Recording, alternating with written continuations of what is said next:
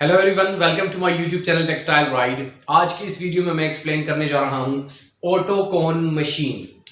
तो सबसे पहले इसकी मैं इंट्रोडक्शन करूंगा कि ऑटोकोन हमें क्यों चाहिए और क्यों उसकी जरूरत है और उसके ऑब्जेक्टिव्स क्या क्या है। उसके बाद मैं एक्सप्लेन करूंगा उसके पार्ट्स को और हर एक पार्ट का क्या फंक्शन है वो मैं डिस्कस करूंगा। अच्छा, इस वाले पार्ट पे हम मशीन पे भी जाएंगे। मैं आपको मशीन दिखाऊंगा, उसका हर एक पार्ट दिखाऊंगा कि किस किस तरह वो फंक्शन परफॉर्म कर रहा है। लेकिन उससे पहले मैं यहां बोर्ड पे समझाना चाहूंगा। इसके बाद हमारे पास है प्रोसेस फ्लो कि आया material from the start to the machine end कैसे फ्लो करता है। ये 3 पॉइंट्स जो है या ये 3 फैक्टर्स जो है ये मैं आज की इस वीडियो में डिस्कस करने जा रहा हूं।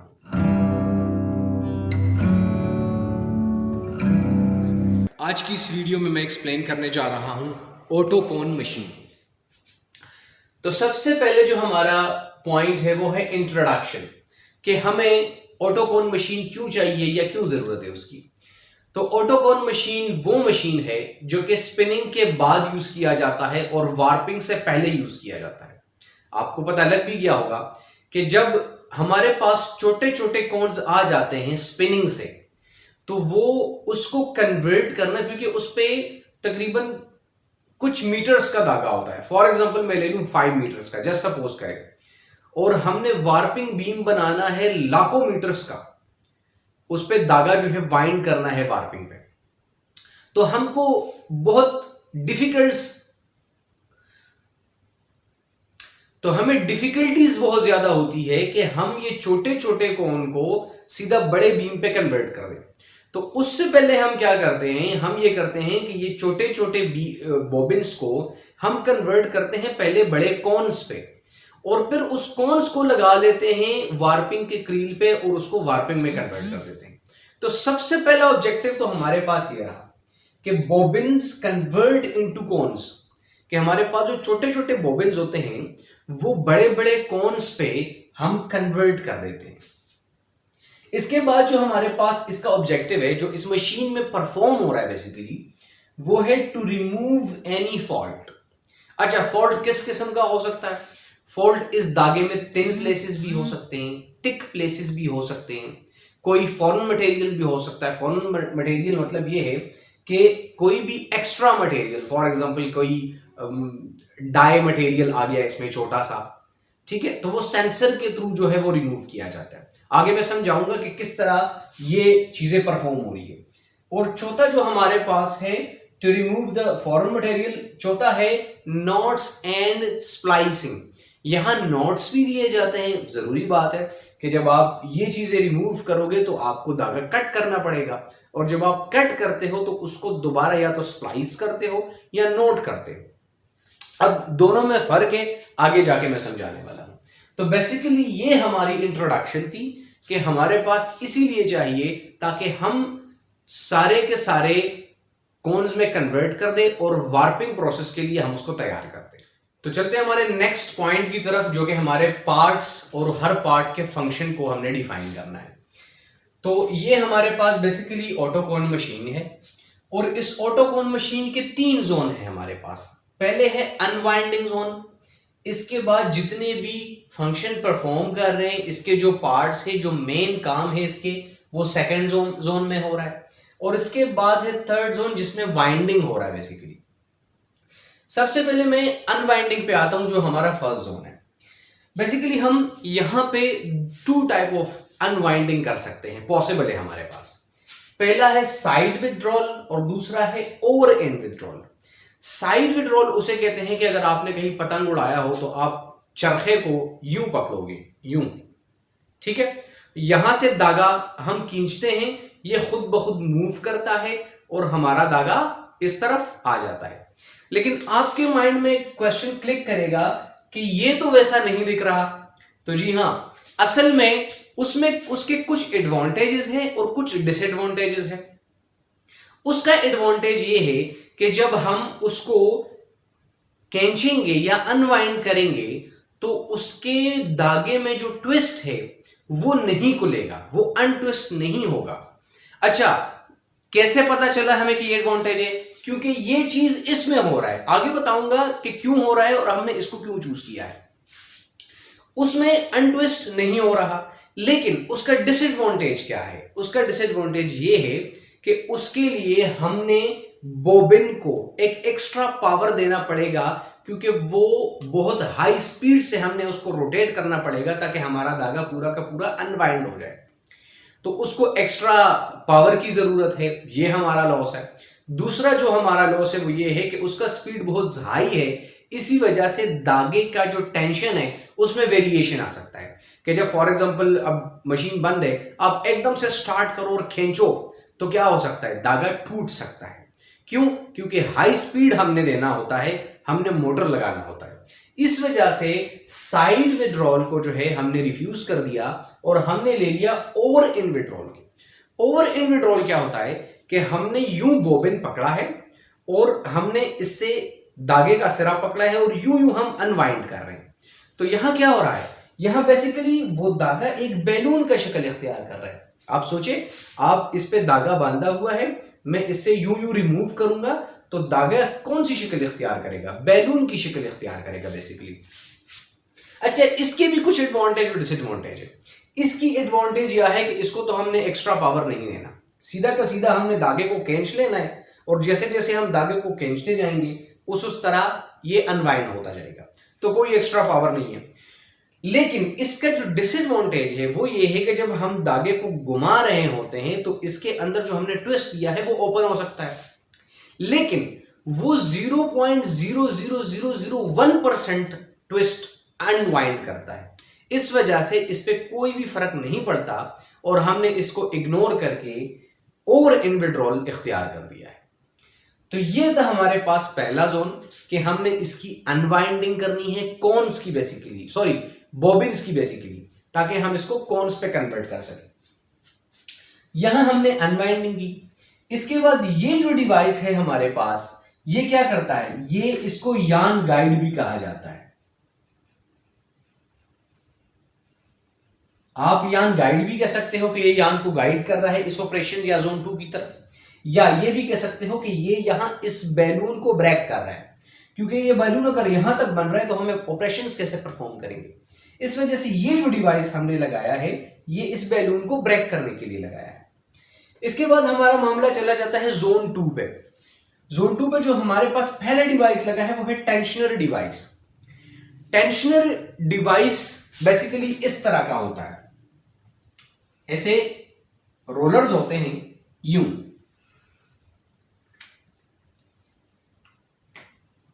और हमारा धागा इससे यूं पास होता है, यूं। अच्छा, अब इसको टेंशन क्यों देते हैं हम? अगर फॉर एग्जांपल कहीं भी धागे में हमारे पास पतली जगह है, मतलब एक अलाइनमेंट धागे की जा रही है, लेकिन कहां अगर पतला है, पतले का क्या मतलब है? वहां फाइबर्स कम है, तो अगर जहां फाइबर्स कम है तो वहां उसकी स्ट्रेंथ कम होगी। इस वजह से अगर हम इसको टेंशन देंगे, इस रोलर का अगर हम टेंशन ज्यादा या कम इस तरह एडजस्ट करते हैं कि इस रोलर को इस तरफ लेके आते हैं और इस रोलर को उस तरफ लेके जाते हैं, तो इस वजह से इस धागे पे टेंशन बढ़ता है। और ये हम क्या करते हैं, ये अकॉर्डिंग टू द मटेरियल या अकॉर्डिंग टू द यान हम एक स्पेसिफिक टेंशन देते हैं और सारा का सारा धागा इससे पास होता है, तो जहां पतली जगह आ जाता है वहां ये धागा कट जाता है।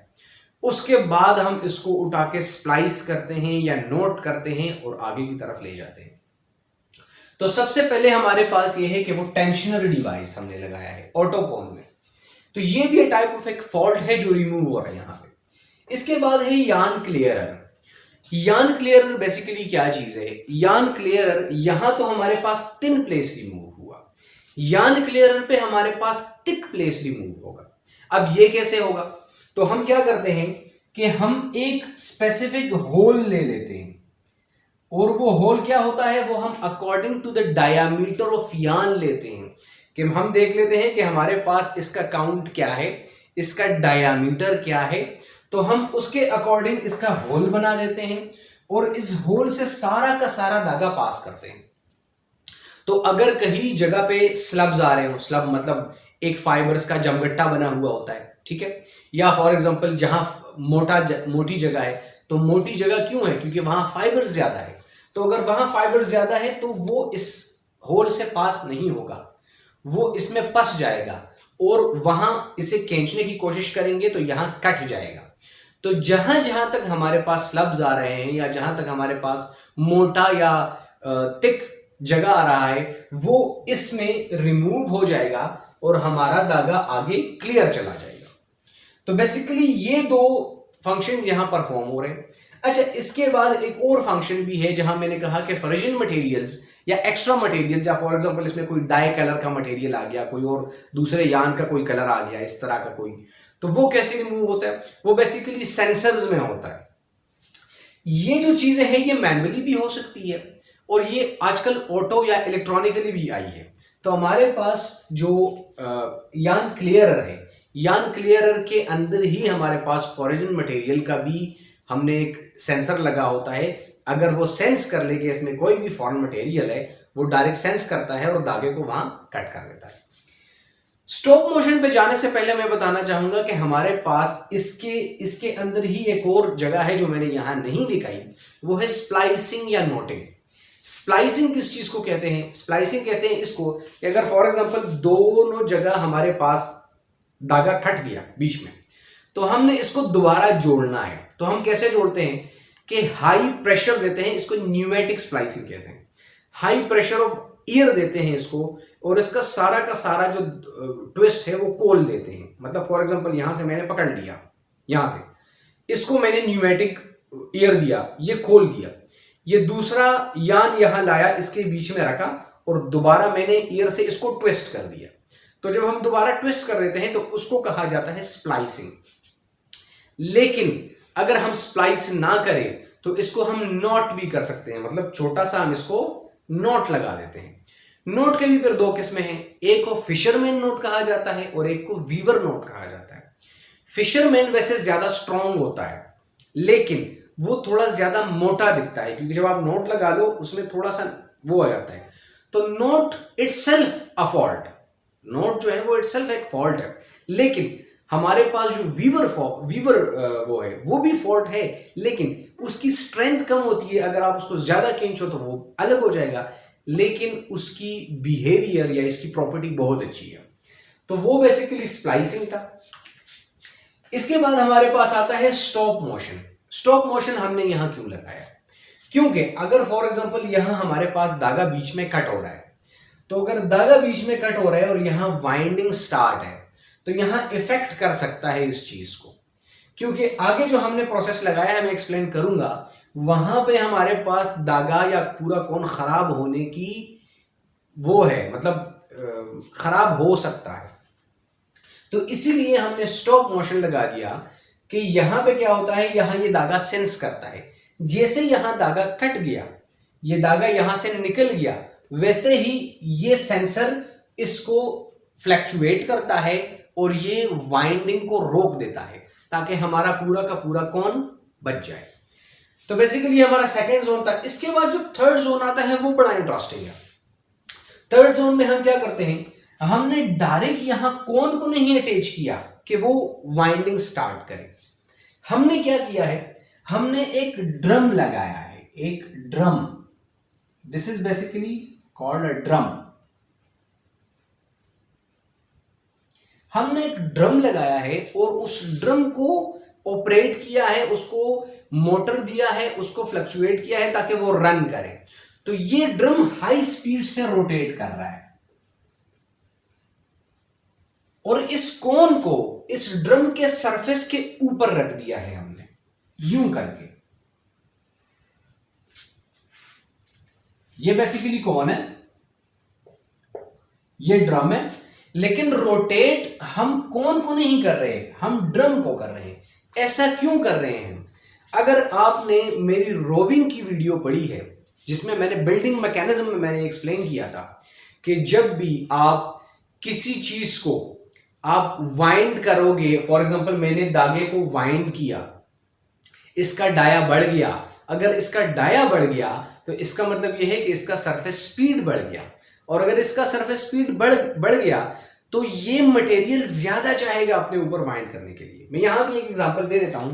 फॉर एग्जांपल हमारे पास एक ट्रक का टायर है, ये ट्रक का टायर बड़ा है और गाड़ी का टायर छोटा है। तो इस टायर को यहां आने के लिए 2 बार या 3 बार रोटेट करना पड़ेगा, लेकिन इस टायर को यहां पे आने के लिए कम से कम 20 टाइम्स बार रोटेट होना पड़ेगा। क्यों? क्योंकि इसका डाया हाई है, इस वजह से इसका सरफेस स्पीड हाई है। इसका डाया छोटा है, इसका सरफेस स्पीड छोटा है।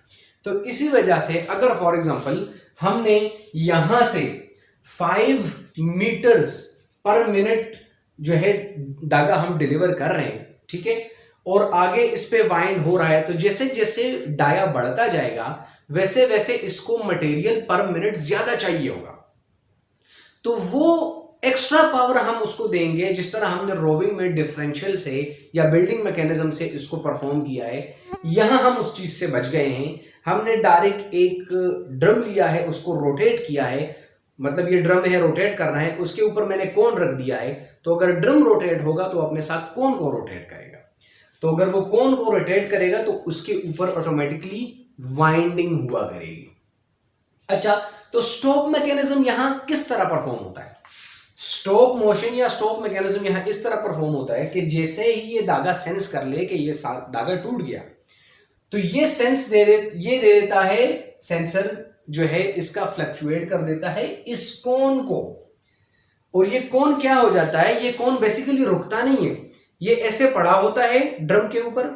जैसे ही ये बोलता है कि धागा मिसिंग है, ये इससे ऊपर हो जाता है। तो ड्रम घूमता है लेकिन कोन रुक जाता है। इस वजह से हमारे पास कोन पूरा का पूरा खराब नहीं होता। अच्छा, ड्रम में भी फिर टाइप्स होते हैं। ड्रम फ्लेन सरफेस का भी हो सकता है और ड्रम में यू ग्रूव्स भी हो सकते हैं। ग्रूव्स का मतलब है नालियां। फॉर एग्जांपल ऐसे नालियां हैं, ऐसे। ये नालियां हम क्यों क्रिएट करते हैं? ताकि हमारे पास ये जो कोन है इस पे हम वाइंडिंग कर सके, तो वाइंडिंग एक जगह पे ना हो बल्कि पूरे के पूरे कोन पे हो। मतलब फॉर एग्जांपल अगर ये यहाँ ये कोन है तो इस पे एक जगह पे वाइंडिंग ना हो, पूरी की पूरी कोन पे हो, इसलिए हमने उस टाइप ऑफ ग्रूव्स लगाए होते हैं और इस वजह से इस पे हम वाइंडिंग करते हैं। अच्छा, वाइंडिंग भी जो है हमारे पास 3 टाइप के होते हैं। एक होता है पैरेलल वाइंडिंग, एक होता है नियर टू पैरेलल वाइंडिंग और एक होता है क्रॉस वाइंडिंग। तो पैरेलल वाइंडिंग तो सीधी की सीधी बात है कि अगर फॉर एग्जांपल हम इस तरह हम वाइंडिंग कर ले, ठीक है, जिस तरह हमने रोविंग पे किया था कि एक दूसरे को नेक्स्ट टू ईच अदर इस तरह वाइंड किया जाए, so this is basically called parallel winding. और वो कैसे होता है? वो ऐसे होता है कि अगर फॉर एग्जांपल यहां पे मैंने ये कोन वाइंड हो रहा है और ये ड्रम लगा है और उस ड्रम के सामने मैंने एक और चीज दिया है यहां जिसका मुंह है, और वो क्या कर रहा है? वो लेफ्ट राइट मूव कर रहा है इस धागे को लेके, यूं यूं करके, ठीक है। तो अगर इस चीज की स्पीड हम स्लो करेंगे तो यहां पे हमारे पास पैरेलल वाइंडिंग होगा।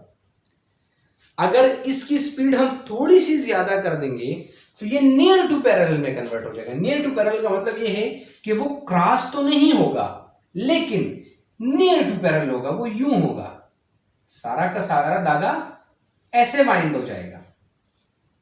ये नियर टू पैरेलल है। और उसके बाद है क्रॉस वाइंडिंग। अगर फॉर एग्जांपल हम यूं स्पीड से यूं करेंगे तो ये सोचिए कि पहले हमने अगर यूं किया तो इस पे ऐसे धागे वाइंड हो गए और डायरेक्ट हमने यूं किया तो इस पे ऐसे धागे वाइंड हो गए। तो ये आप देख रहे हो, ये बेसिकली क्रॉस वाइंडिंग बन गई। तो ये हमारे पास क्रॉस वाइंडिंग है। इसके बाद मैं इसका प्रोसेस ऑफ फ्लो थोड़ा समझाना चाहूंगा कि मटेरियल कैसे प्रोसेस हो रहा है। तो हमारे पास क्या हो रहा है? कोन से बेसिकली धागा जा रहा है, ये गाइड इसको गाइड कर रहा है। इसके बाद हमारे पास टेंशनर डिवाइस है। टेंशनर डिवाइस क्या करता है? थिन प्लेसेस या पतले प्लेसेस रिमूव करता है। इसके बाद यार्न क्लियरर है। यार्न क्लियरर स्लब्स वगैरह या मोटे प्लेसेस को रिमूव करता है। इसके बाद जो है स्प्लाइसिंग या नोट्स का भी एक छोटा सा पोर्शन है। इसके बाद है स्टॉप मोशन। स्टॉप मोशन क्या करता है? ताकि हमारे पास ये जो धागा रिमूव हो तो इसको कोन को सेंस करता है और यहां से मटेरियल जाके इस पे वाइंड हो जाता है। तो चलिए आपको दिखाते हैं मशीन और उस पर आपको दिखाते हैं कि क्या हो रहा है। तो पहले आते हैं ऑटो कोन मशीन पे। ऑटो कोन मशीन वो मशीन है कि जब हमारा स्पिनिंग कंप्लीट हो जाता है, इसके बाद हम क्या करते हैं, हमारे पास ये छोटे छोटे बोबिन्स इस तरह के तैयार होते हैं हमारे पास रिंग स्पिनिंग मशीन पे। हम इसको क्या करते हैं, इसको बड़े बड़े कोन्स पे कन्वर्ट करते हैं ताकि हमारे पास वार्पिंग प्रोसेस के लिए रेडी हो जाए। तो होता क्या है कि हम क्या करते हैं, पहले ये कोन्स जो है जो हमारे पास रिंग स्पिनिंग से आते हैं वो यहाँ फिट कर देते हैं। उसके बाद क्या होता है, ये जो धागा आपको दिखाई दे रहा है ये मैं ले जाके यहाँ पे कुछ टेंशनिंग डिवाइसेस है, ठीक है, इस टेंशनिंग डिवाइसेस से ले जाके आके इस ये जो हमारे पास वो है मूविंग डिवाइस है, ठीक है, इस पे ले जाके आके यहाँ इस और जो हमारे पास बड़ा कोन है इस पे वाइंड कर देते हैं। अब होता क्या है कि जब हमारे पास धागा इधर आ जाता है तो इधर हमारे पास एक ड्रम होता है। ये जो ड्रम है आप देख रहे हो इसमें कोई ग्रूव्स नहीं है, ये बिल्कुल कंप्लीट जो है स्मूथ ड्रम है। ये क्या करता है, बेसिकली ये ड्रम मूव करता है, ठीक है, ये ड्रम मूव करता है किसकी वजह से, पीछे एक मोटर लगा हुआ है और इसके बाद ये जो कोन है ये हम इसके ऊपर यूं लगा देते हैं। तो ये जो हमारे पास ये जो ऊपर का कोन है इसको ड्राइव कहीं से नहीं मिल रही बल्कि इसको नीचे वाले ड्रम से मिल रही है। जब ये ड्रम हाई स्पीड पे रोटेट होता है इसके साथ ये हमारे पास अटैच होता है तो ये भी हाई स्पीड पे रोटेट होता है। तो होता क्या है कि जब ये धागा इसके अंदर में ले जाता हूँ, ये जो मूविंग डिवाइस है इसके अंदर ले जाता हूँ तो ये डिवाइस क्या करता है कि ये लेफ्ट राइट जाता है, लेफ्ट राइट, ताकि हमारे पास जो धागा है वो एक जगह पे वाइंड ना हो, वो पूरे के पूरे कंप्लीट इस कोन पे वाइंड हो जाए। और ये ड्रम क्या करता है, ये ड्रम जब रोटेट होता है इसके साथ साथ हमारे इस कोन को रोटेट करता है ताकि हाई स्पीड पे हमारे पास ये रोटेट हो जाए। अच्छा, ऐसा क्यों किया है हमने, क्योंकि अगर फॉर एग्जांपल हम ऐसा ना करते, ड्रम ना करते, तो इसके लिए हमने डिफरेंशियल मशीन लगानी थी या डिफरेंशियल गियर लगानी थी।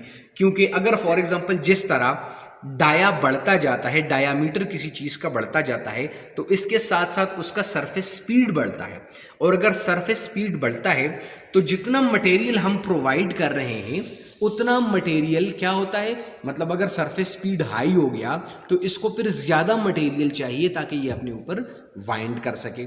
तो इसी वजह से हमने इसको सरफेस स्पीड का ये जो किस्सा है, ये जो डिफरेंशियल गियर का किस्सा निगलेक्ट करने के लिए हमने ऐसा किया है कि ड्रम लगाया है, और ये ड्रम जब रोटेट करता है तो इसके साथ साथ ये कोन रोटेट करता है। तो आज के लिए हमारे पास इतना ही है। नेक्स्ट वीडियो में मिलेंगे एक नेक्स्ट टॉपिक के साथ इंशाल्लाह। अगर आपको लग रहा है कि मेरी वीडियोज़ इन्फॉर्मेटिव है तो काइंडली लाइक कीजिए, शेयर कीजिए, सब्सक्राइब कीजिए और कमेंट्स लाजमी कीजिए। Thank you so much.